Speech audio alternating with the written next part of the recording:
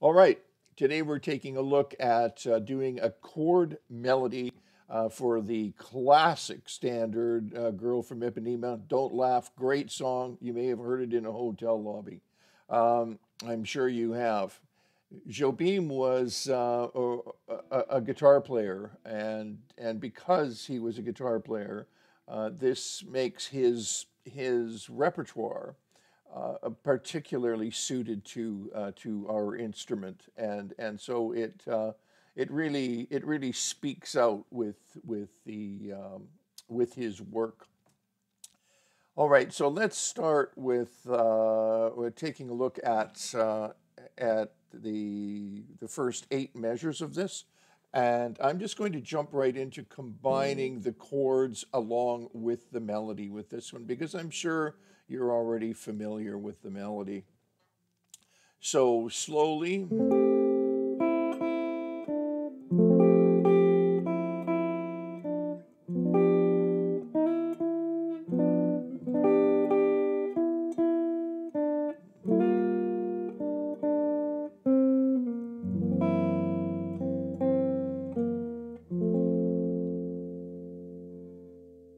And now we'll break that down.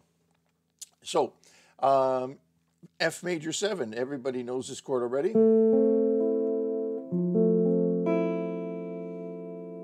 Right? It's actually an easy F chord, isn't it? No little short bars or anything. And the melody will be played with your baby finger.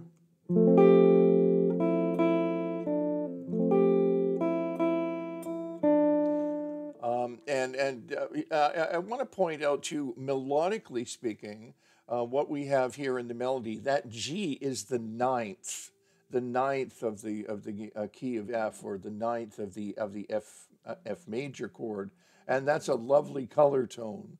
And then that goes to the next melody note is a major 7, right?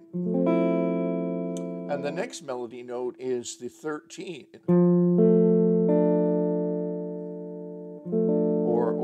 or the 6th. So those are all really full of color and interest.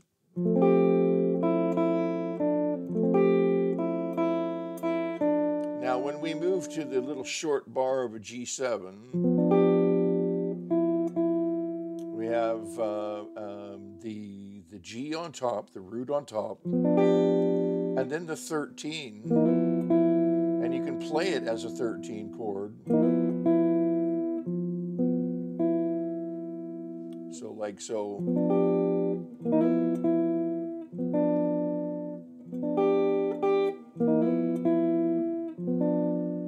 That's, just sort of fills it out. You can also do, if you want to make it easier on yourself, you can play single notes as well, but I think it's more effective, musically speaking, to have chords filling it out. And then our G minor 7 chord. Actually, this is it becomes a G minor 7 when you add that melody note. And then here in the chart, the next chord is a G flat 7, but actually it should read that it's a G flat 7 with a flat 5. And the reason for that is that the melody is a flat 5. The C is a flat 5. So we have a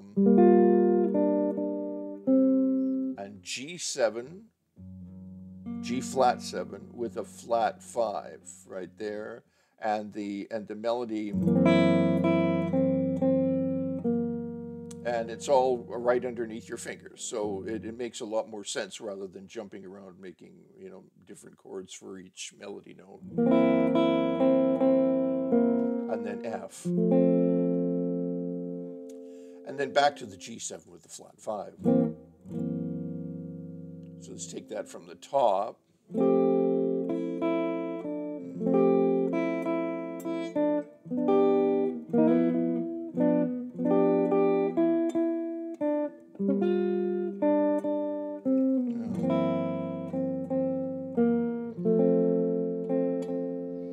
And so now we're at the second ending. So first ending, we have the little turnaround going to the G flat, just like that G flat. By the way, G flat 7 is a tritone substitution for the C7. There's the C7. So rather than play the C7, the only difference is going to be that bass note,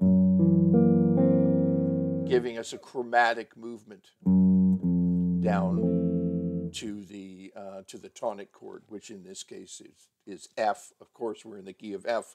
There's a little B flat stuck in the back there, hiding behind the time signature. All right. So the second ending, we don't have any kind of little turnaround. It's not necessary. We've ended the 2/8 measure A sections, and now we're moving to a G flat major 7. That G flat major 7 is, as you can see, is a semitone modulation above F. And I'd suggest using this chord here because it's like the F major that we used, F major 7 in first position, except we're just moving it up to the next position. This is really open position. Now we're in first position.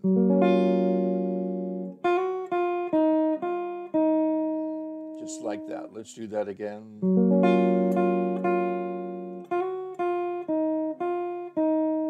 Now, easy version of this, it would be a B7, a bar, without just keeping the 9 there, and don't put the 3 down.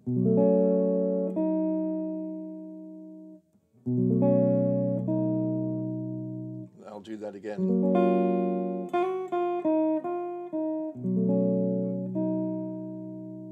Or we can do it with the added complexity of the third, making the chord like so, like a B9,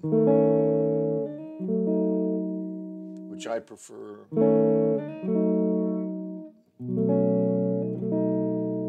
Yeah, they're both doable.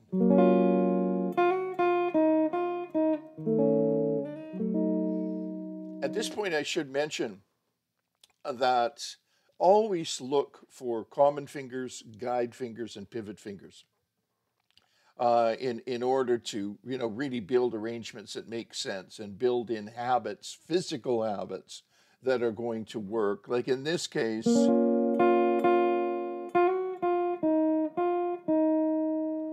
I'm pivoting on baby finger. I'll do that again. Pivot. And then that plants me into my new chord. If I did it with the other, I'm guiding my finger and guiding it again.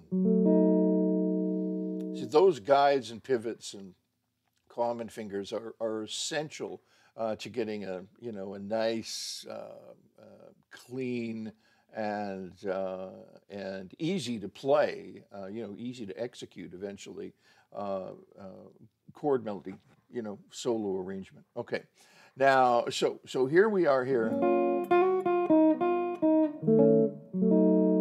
The next one is F minor 9, right? Just with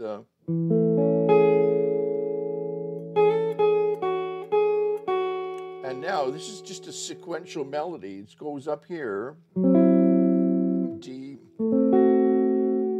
D7, right? Or D9 to the D7. Same movements as I had here.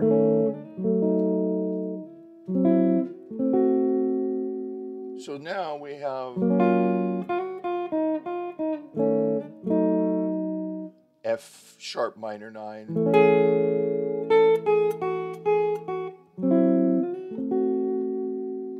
And then, lo and behold, up a semitone. This is like a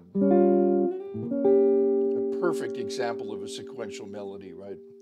So let's just do that sequence one more time.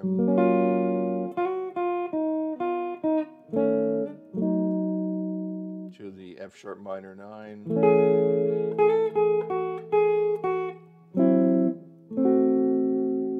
To the G.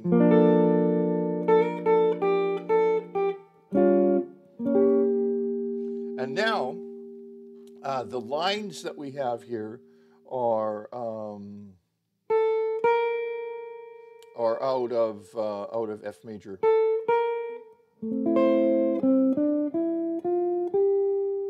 I'll do that much again.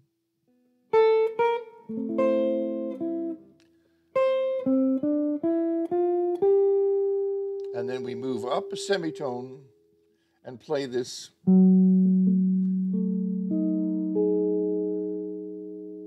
And we're just going to call this an altered chord. It has a flat 5 in it, and I think we've got a flat 9 in there. Well, let's examine the chord. We've got the root of my chord here is right here. It's a D, and then I've got my 3, and I've got my 5, and there's my flat 9, right? And then here's my flat 5. If I played it as a flat 5,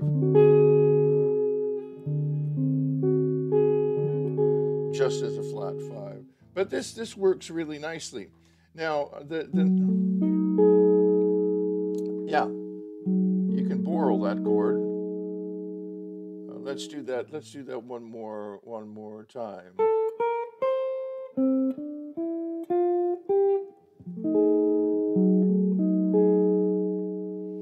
And then we move down.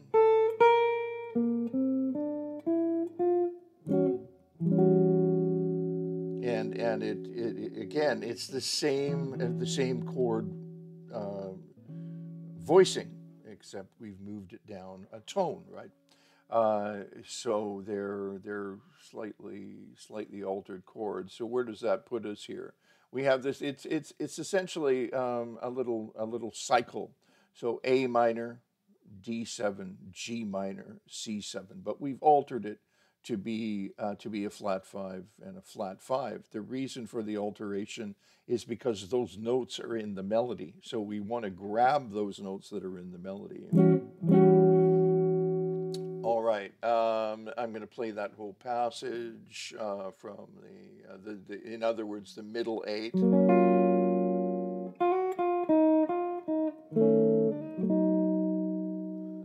minor. And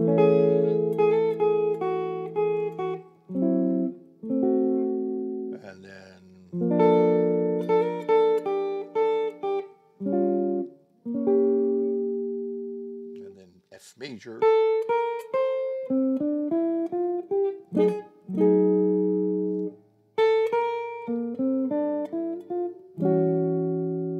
And then we're back.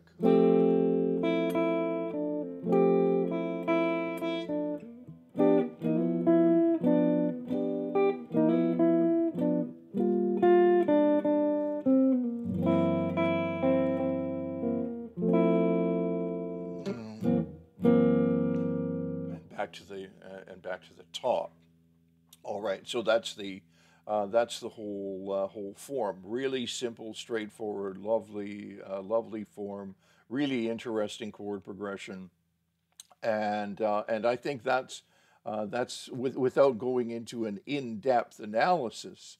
I think that's a really good place for you to start your chord melody. Another thing that I sort of fell upon as I was playing this one day. Another possibility here is, rather than go to the F sharp minor 7, which we have here, the F sharp minor 7 is relative to the A.